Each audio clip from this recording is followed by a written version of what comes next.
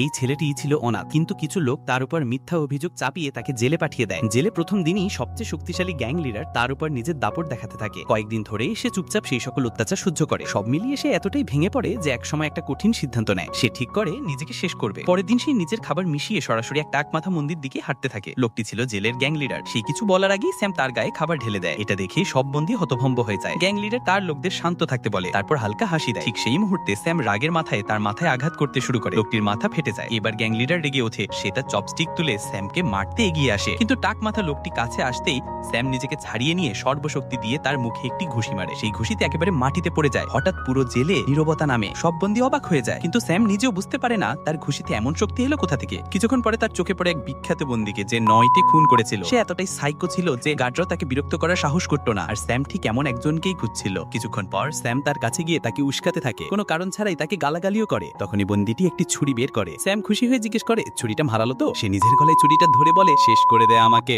অদ্ভুত ব্যাপার হলো, যে বন্দী সবাইকে ভয় দেখাতো সে আজ নিজেই ভয় কেঁপে ওঠে। স্যাম তাকে মারতে শুরু করলে সে ভাবে এ তো আমার থেকেও বেশি পাগল। কিছুক্ষণের মধ্যেই সে মাটিতে পড়ে যায় এবং বাচ্চাদের মতো কাঁদতে শুরু করে। স্যামের মারা যাওয়ার পরিকল্পনাটা আবারও ভেস্তে যায়। পরের দিন স্যাম পুরো জেলে পরিচিত হয়ে যায়। প্রতিটি বন্দী তার নাম নিয়েই কথা বলছিল। ক্যাফেটেরিয়ায় খাবার দেওয়ার সময় কর্মীরাও তার দিকে তাকাতে ভয় পেত এবং তাকে বেশি খাবার দিত যাতে তার সঙ্গে কোনো ঝামেলা না হয়। সে নিজেই বিশ্বাস করতে পারছিল না যে জেলের ভেতরে তার প্রভাব তৈরি হয়ে গেছে। খাবার খাওয়ার সময় এক বন্দী বলছিল, গত রাতে একজন বন্দী পালাতে চেয়েছিল, কিন্তু গার্ডরা তাকে গুলি করে দিয়েছে। এটা শুনে স্যামের মাথায় আরেকটা উপায় আসে। সেই রাতেই সে পালানোর চেষ্টা করতে থাকে, কিন্তু ইচ্ছে করেই চিৎকার করতে থাকে যাতে গার্ডরা তাকে গুলি করে। স্যাম লাঠি নাড়তে নাড়তে চিৎকার করছিল। সেই মুহূর্তে জেলার ক্যামেরার সামনে বসে সবকিছুই দেখছিলেন। তিনি গার্ডদের তাকে গুলি করার নির্দেশ দেন। গার্ডরা প্রস্তুতি নিচ্ছিল। ঠিক তখনই জেলার স্যামের দিকে ভালোভাবে তাকান। তাকে চিনতেই তিনি গুলি চালাতে নিষেধ করেন। আর এভাবেই স্যামের মারা যাওয়ার তৃতীয় চেষ্টাও ব্যর্থ হয়ে যায়।